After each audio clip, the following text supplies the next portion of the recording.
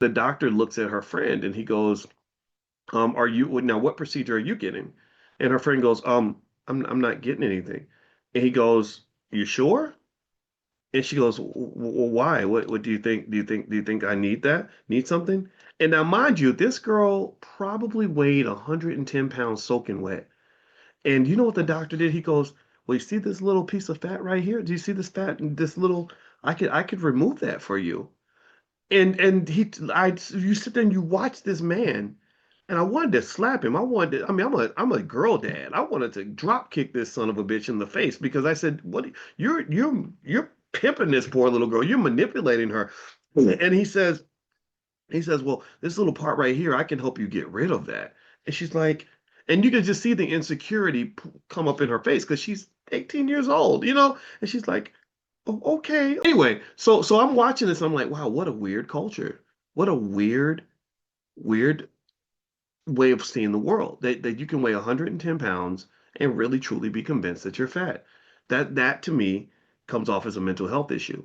And the idea that that he was able to manipulate her insecurity to get her to spend thousands of dollars on this procedure really made me think about the connection between mental health or mental health, confidence, all these things, and your finances, right? Like if you have these vulnerabilities and these big, gigantic bullet holes in your self-esteem, there are people that are trained to identify that and then exploit that for their own economic gain.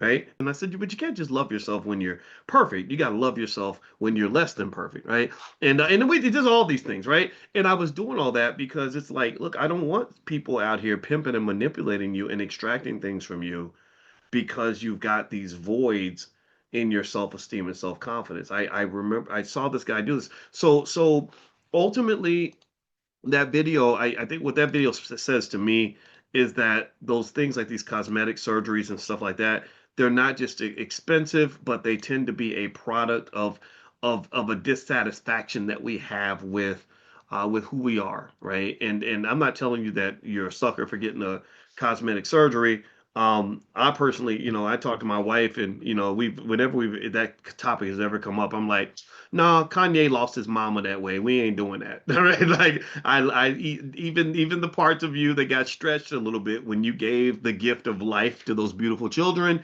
we gonna keep all of that. Like that to me is you're a veteran of the battle for motherhood, and for that I honor all the troops. So God bless all the mamas out here. I know the price you and your body have paid to give us life. And for that, I think we should be eternally grateful and not just criticize you because you have a stretch mark or two.